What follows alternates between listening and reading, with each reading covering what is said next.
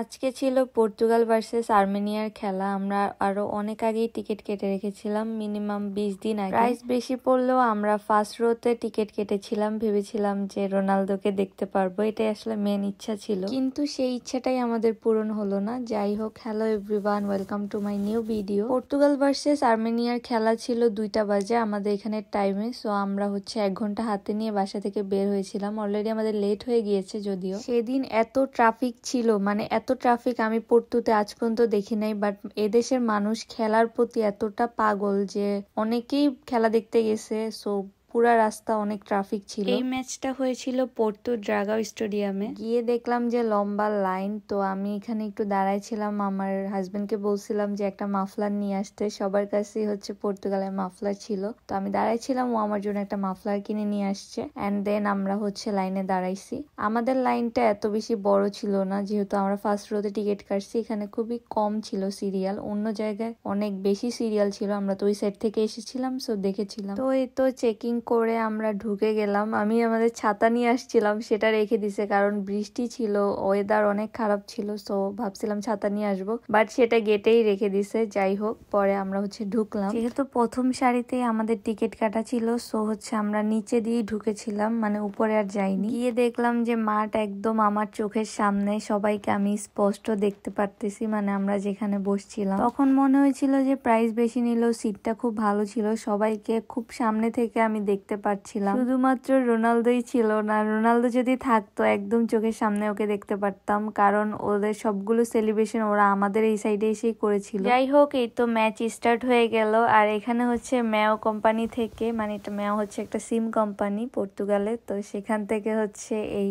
পতাকাগুলো দিছে। সবাই অনেক সুন্দর করে উড়াইতেছিল। সবাই যখন একসাথে পতাকা উড়াচ্ছিল অনেক সুন্দর লাগতেছিল দেখতে। আমি ভেবেছিলাম হয়তো অনেকেই খেলা দেখতে আসবে না, বাট গিয়ে দেখলাম ফুল স্টেডিয়াম ভর্তি মানুষ, আর ওরা সবাই অনেক এক্সাইটেড ছিল। আর সেই দিন পর্তুগাল অনেক ভালো খেলছে, মানে সবার এক্সপেকটেশন একদম ফুলফিল করছে। এই তো খেলা শুরু হওয়া মাত্রই ওরা 1 গোল দিয়ে দিছে। তারপর পরপর খালি গোল আর গোল, মানে আমি একটু দম নিতে পারতেছিলাম না, খালি চিল্লাইতেই হইতেছিল পুরো খেলার মধ্যে। এটা আমার লাইফের ফার্স্ট টাইম কোনো খেলা ছিল যেটা আমি মাঠে গিয়ে দেখছি। এর আগে আমি কোনো ফুটবল, ক্রিকেট কোনো খেলাই মাঠে গিয়ে দেখি নাই। তো অন্যরকম একটা এক্সপিরিয়েন্স ছিল, এন্ড খুবই ভালো লাগছে যে সবাইকে দেখতে পারছি।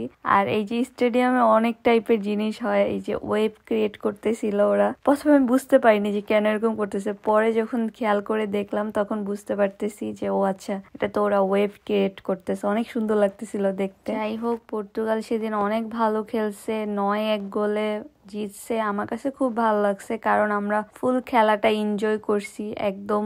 মানে এমন ছিল না যে একটু একটু মন খারাপ করে বসে থাকবো, সেই সুযোগও নাই, কারণ আর্মেনিয়া কোনো গোলই দিতে পারেনি। একটা গোল মাত্র দিছিল, তাও সবার প্রথমে দিছে। এরপরে তো শুধু পর্তুগালি গোল দিছে আর আমরা চিল্লাইছি। এই যে ভিডিওতে তাও মনে হচ্ছে ওরা আমার থেকে দূরে, বাট আমরা যখন এখানে দাঁড়াইছিলাম মনে হচ্ছিল যে ওরা একদম আমাদের সামনেই ছিল, এতই স্পষ্ট আমি ওদেরকে দেখতে পারতেছিলাম। সেদিন ওয়েদার অনেক খারাপ ছিল, একটু পরপরই বৃষ্টি হইতেছিল। এই বৃষ্টির মধ্যে প্লেয়াররা খেলতেছিল। তো এটা ছিল ওদের 8 নাম্বার গোল।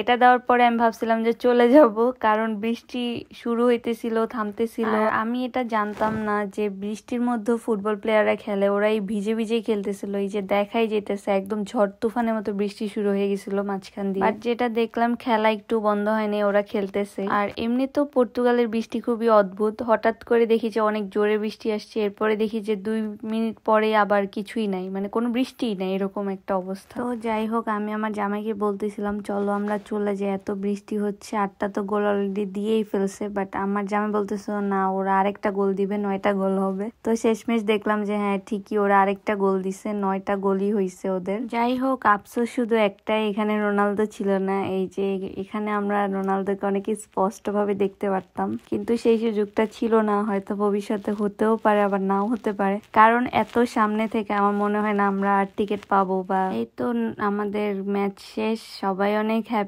ছিল। আর্মেনিয়ার ফ্যান খুবই কম ছিল, বাট কয়েকজন ছিল। তো আমি তো অনেক হ্যাপি ছিলাম, কারণ আমি ফার্স্ট একটা ম্যাচ দেখতে আসছি, আর সেটা এত জমজমাট হয়েছে, মানে 9-1 গোল, মানে চিন্তা করা যায়, মানে একটু পরপরই গোল হইতেছিল, এরকম একটা অবস্থা ছিল। সো এই তো আজকে আমার ভিডিওটা এই পর্যন্তই। সব ভালো থাকবা, আল্লাহ হাফেজ এভরিওয়ান।